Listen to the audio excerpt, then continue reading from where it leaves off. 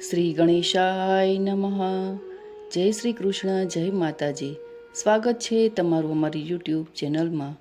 મિત્રો, આજના વિડીયોમાં આપણે સાંભળીશું વરુથીની એકાદશીની વ્રત કથા તથા તેના મહિમા વિશે. આપને આ વિડીયો કેવો લાગે તે અમને કમેન્ટ બોક્સમાં અવશ્ય જણાવજો. અને આપને જો આ વિડીયો પસંદ આવે તો વિડીયોને લાઈક કરજો, શેર કરજો. અને આપ જો અમારી ચેનલ ઉપર નવા હોવ તો અમારી ચેનલને સબસ્ક્રાઈબ કરી બાજુમાં આવેલા બેલ આઇકનને જરૂરથી પ્રેસ કરજો, જેથી કરીને નવા વિડીયોની નોટિફિકેશન આપ સુધી તુરંત જ પહોંચી શકે. ધન્યવાદ. તો મિત્રો, હવે આપણે સાંભળીશું વરુથીની એકાદશીની વ્રત કથા. બોલો લક્ષ્મીપતિ નારાયણની જય. યુધિષ્ઠિરે પૂછ્યું, હે વાસુદેવ, આપને નમસ્કાર છે. ચૈત્ર માસના કૃષ્ણ પક્ષમાં કયા નામની એકાદશી હોય છે તે મને કહો, તથા તેનો મહિમા બતાવશો. ત્યારે ભગવાન શ્રી કૃષ્ણ બોલ્યા, હે રાજન, ચૈત્ર માસના કૃષ્ણ પક્ષની એકાદશી તિથિને વરુથિનીના નામથી ઓળખવામાં આવે છે. આ એકાદશી આ લોક અને પરલોકમાં પણ સૌભાગ્ય પ્રદાન કરનારી છે. વરુથિનીના વ્રતથી જ સદા સુખનો લાભ અને પાપની હાનિ થાય છે. આ સમસ્ત લોકોને ભોગ અને મોક્ષ પ્રદાન કરનારી છે. વરુથિની એકાદશીના વ્રતથી માનધાતા તથા ધુંધુમાર વગેરે જેવા બીજા અનેક રાજા સ્વર્ગલોકને પ્રાપ્ત થયા છે. જે 10,000 વર્ષો સુધી તપસ્યા કરે છે, તેના જેવું જ ફળ વરુથિનીના નામથી એટલે કે વરુથિની એકાદશીના વ્રતથી પણ મનુષ્ય પ્રાપ્ત કરી લે છે. હે નૃપશ્રેષ્ઠ, ઘોડાના દાનથી હાથીનું દાન શ્રેષ્ઠ છે. ભૂમિદાન તેનાથી પણ મોટું દાન છે. અને ભૂમિદાનથી પણ વધારે મહત્વ તલદાનનું છે. તલદાનથી વધીને સુવર્ણદાન અને સુવર્ણદાનથી વધીને અન્નદાનનું મહત્વ છે.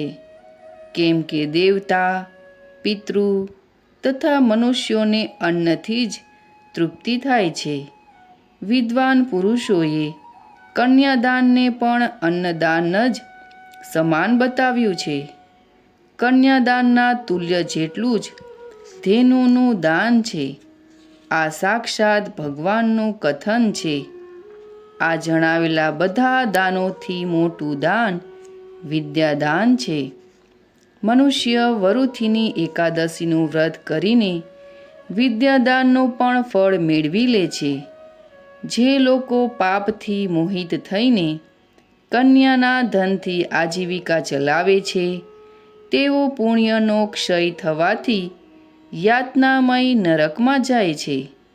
તેથી સર્વથા પ્રયત્ન કરીને કન્યાના ધનથી બચવું જોઈએ.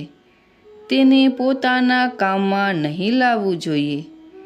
જે પોતાની શક્તિ મુજબ આભૂષણોથી વિભૂષિત થઈને પવિત્ર ભાવથી કન્યાનું દાન કરે છે, તેના પુણ્યની સંખ્યા બતાવવામાં ચિત્રગુપ્ત પણ અસમર્થ છે.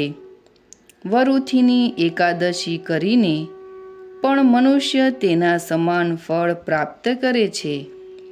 વ્રત કરનારો વૈષ્ણવ પુરુષ 10મી તિથિએ કાંશ એટલે કે એક જાતનું ઘાસ છે તથા અડદ, મસૂર, ચણા, કોદરી, શાકભાજી, મધ, બીજાનું અન્ન, 2 વાર ભોજન તથા મૈથુન, આ 10 વસ્તુઓનો પરિત્યાગ કરી દે. એકાદશીએ જુગાર રમવો, ઊંઘવું, પાન ખાવું, દાંતણ કરવું, બીજાની નિંદા કરવી, ચુગલી કરવી, ચોરી, હિંસા, મૈથુન, ક્રોધ તથા અસત્ય ભાષણ, આ 11 બાબતો છોડી દેવી જોઈએ. દ્વાદશીએ કાંસ, અડદ, દારૂ, મધ, તેલ, પતિતો સાથે વાતચીત, વ્યાયામ, પરદેશ ગમન, 2 વાર ભોજન, મૈથુન, બળદની પીઠ પર સવારી અને મસૂર, આ 12 વસ્તુઓનો ત્યાગ કરવો જોઈએ. હે રાજન, આવી વિધિથી વરુથીની એકાદશીનું વ્રત કરવામાં આવે છે. રાત્રે જાગરણ કરીને જેઓ ભગવાન મધુસૂદનનું પૂજન કરે છે તેઓ બધા પાપોથી મુક્ત થઈ પરમ ગતિને પ્રાપ્ત થાય છે. તેથી પાપભીરુ મનુષ્યોએ પૂર્ણ પ્રયત્ન કરીને આવી એકાદશીનું વ્રત કરવું જોઈએ. યમરાજથી ડરનારો મનુષ્ય જરૂર વરુથીનીનું વ્રત કરે.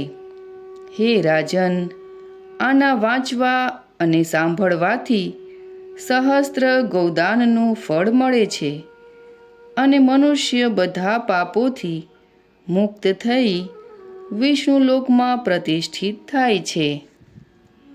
તમામ એકાદશીઓના વ્રત ભગવાન શ્રી વિષ્ણુને સમર્પિત રહે છે. આમ તો વર્ષ દરમિયાન કુલ 24 એકાદશીઓના વ્રત રાખવામાં આવે છે, પરંતુ જ્યારે અધિક માસ હોય ત્યારે તેની સંખ્યા 26 થઈ જાય છે. ચૈત્ર માસના કૃષ્ણ પક્ષની એકાદશી તિથિને વરુથીની એકાદશી કહેવામાં આવે છે. આ દિવસે બને તો ગીતાનો પાઠ અવશ્ય કરવો જોઈએ. આથી ભગવાન શ્રી કૃષ્ણને અત્યંત પ્રસન્નતા થાય છે અને લાભ પ્રાપ્ત થાય છે તથા પાપોમાંથી આપણને મુક્તિ મળે છે. વરુથીની એકાદશીનું વ્રત પોતાનામાં જ ફાયદાકારક માનવામાં આવે છે, કારણ કે તે ભગવાન વિષ્ણુને સમર્પિત છે.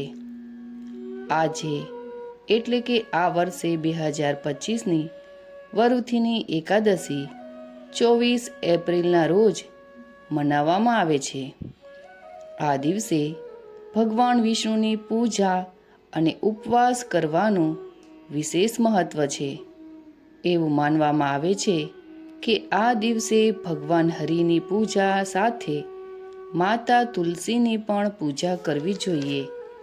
ચૈત્ર માસના કૃષ્ણ પક્ષની એકાદશી તિથિને વરુથીની 11 કહેવાય છે.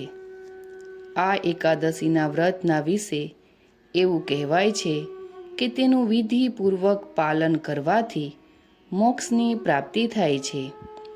વરુથીનીના વ્રતથી જ સદાય સુખની પ્રાપ્તિ અને પાપોનો નાશ થાય છે.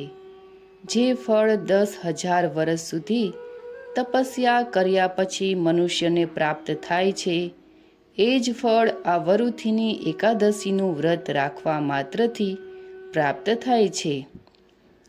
આ હતી વરુથીની એકાદશીની વ્રત કથા. આપને આ વિડીયો પસંદ આવ્યો હોય તો કમેન્ટ બોક્સમાં ઓમ નમો નારાયણ લખવાનું ભૂલતા નહીં. ફરી મળીશું એક નવા વિડીયોની સાથે. ત્યાં સુધી આપ સૌને મારા જય શ્રી કૃષ્ણ.